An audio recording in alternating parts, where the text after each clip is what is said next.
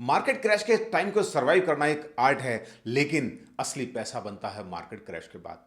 और अभी बड़ी चर्चा चल रही है कि 2026 में 2026 में there will be massive crash. इतना क्रैश के 100 साल में कभी नहीं आया, और ऐसा प्रेडिक्ट किया है रे डैलियो ने। उनका कहना है कि ये क्रैश बहुत भयंकर होने वाला है, लेकिन यहां डरने की जरूरत नहीं है। ये हम बात करेंगे इसको सरवाइव कैसे करना है। हिस्ट्री प्रूफ है कि क्रैश के बाद ही मार्केट ने अच्छा खासा रिटर्न दिया है, मल्टीप्लाई किया है। चाहे डॉट कॉम बबल हो 2000 का, या फिर 2008 का सब प्राइम लैंडिंग, या 2020 का कोविड क्रैश हो।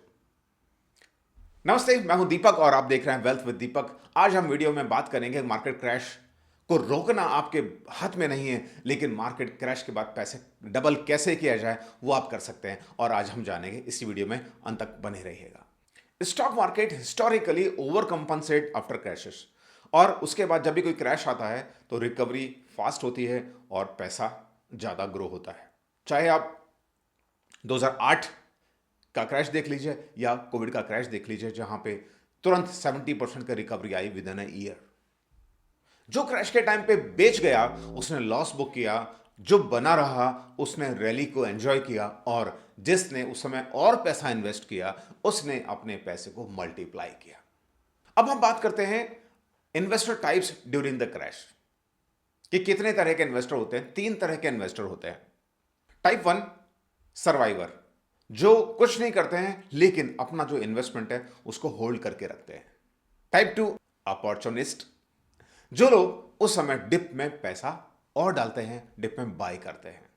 और तीसरा लेट एंट्रेंट्स, जो लेट एंट्री करते हैं जब तक 50% रैली मिस हो चुकी होती है, यानी कि जो बेस्ट इन्वेस्टिंग डेज हैं उसको मिस कर चुके होते हैं। आप अपने आप को कौन सा इन्वेस्टर मानते हो? सर्वाइवर, अपॉर्चुनिस्ट और लेट एंट्रेंट? कमेंट करके बताइएगा। नहीं बताना चाहो तो सोचिएगा जरूर और अपने आप से सवाल करिएगा। अब हम बात करते हैं recovery playbook, step by step formula. करना क्या है? Step 1, stay invested. जब भी कोई क्रैश होता है ना, आपको अपने एसआईपीज या सिस्टमेटिक तरीके से जो आप इक्विटीज में भी इन्वेस्टमेंट कर रहे हैं तो उसको बंद नहीं करना है, उसको रोकना नहीं है आपको।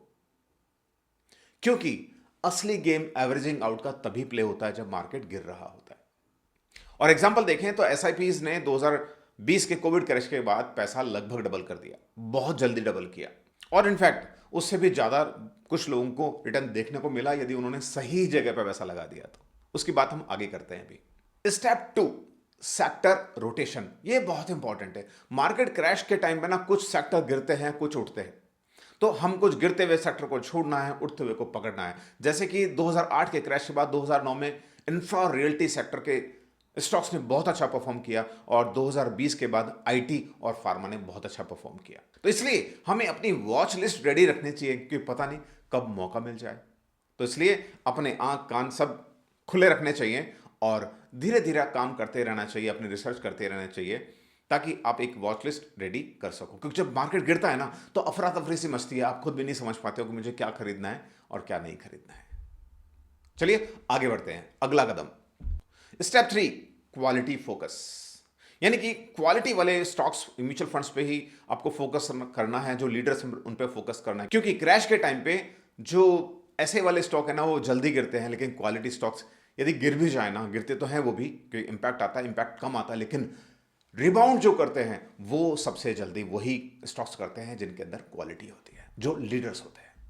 Step 4, rebalance the portfolio. Market जब क्रैश होता है तो क्या होता है, इक्विटी का परसेंटेज गिर जाता है और आपके पोर्टफोलियो में जो डेट वाले या एफडी वाला जो परसेंटेज है वो बढ़ जाता है, क्योंकि उनमें गिरावट नहीं आई है। तो इसलिए आपको उसके बाद क्या करना है, उसको बैलेंस करना है और आपको इक्विटी और खरीदनी है, ताकि आपका जो पोर्टफोलियो का जो परसेंटेज है, जो आपने डिसाइड कर रखा है अपने रिस्क एपेटाइट के हिसाब से, वो बैलेंस हो सके। वो अलग अलग, सबका अलग अलग कुछ भी हो सकता है, but it should be balanced.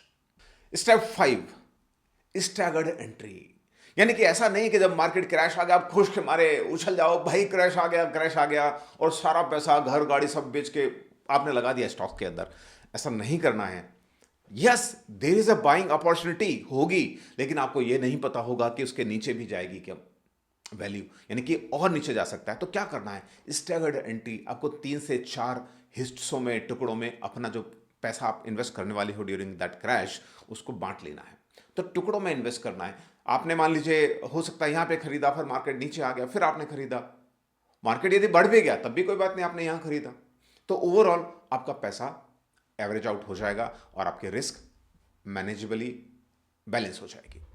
अब देखते हैं इतिहास, कहते हैं हिस्ट्री रिपीट्स, तो हम केस स्टडीज देख लेते हैं। तो केस स्टडी 1 में 2008 में सेंसेक्स गिरा था 64%, लेकिन 2 साल के अंदर ही पैसा डबल हो गया। यानी कि जो अपॉर्चुनिस्ट थे उन्होंने अपॉर्चुनिटी को ग्रैब किया और अपने पैसे को मल्टीप्लाई किया। केस स्टडी 2 कोविड क्रैश, उस समय मार्केट लगभग 35-38% गिरा, लेकिन 1 साल के अंदर ही 70% रिकवरी उसने दिखा दी। अगेन जिसने पेशेंस रखा, समझदारी से पैसा और इन्वेस्ट किया, उसने अपना पैसा ग्रो किया। और थोड़ा और पीछे जाएं तो हम डॉट कॉम बबल 2000 वाला क्रैश को भी देख सकते हैं, उसके अंदर भी आपको ऐसा ही देखने को मिलेगा। और एक चीज और होती है, small cap versus large caps. जब भी क्रैश आता है स्मॉल कैप ज्यादा गिरते हैं, लार्ज कैप कम गिरते हैं, लेकिन जैसे सेंटीमेंट सुधरता है लार्ज कैप स्लो मूवर हो जाते हैं और स्मॉल कैप मिड कैप बड़ी तेजी से आगे भागते हैं। तो इनमें रिस्क भी ज्यादा है तो रिटर्न भी ज्यादा है in case of mid cap and small caps. Crash के बाद का जो रिकवरी फेज है वही असली वेल्थ बिल्डर फेज होता है। फॉर्मूला सिंपल है, stay invested, bye quality, have patience and keep staggered entry. तो आप लोग क्रैश के बाद किस तरह का इन्वेस्टर बनना चाहते हो? सर्वाइवर, अपॉर्चुनिस्ट और लेट एंट्रेंट?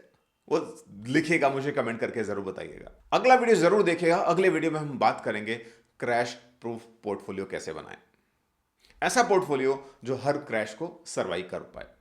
यदि यह वीडियो आपको अच्छा लगा है, जानकारी पसंद आई है, तो वीडियो को लाइक करिएगा, चैनल को सब्सक्राइब करिएगा, कमेंट करिएगा अपने विचार इस वीडियो के ऊपर। और तब तक के लिए आप निवेशित रहें, सुरक्षित रहें, invest smart, be smart, stay healthy and wealthy. Take care, bye bye, जय हिंद, जय भारत।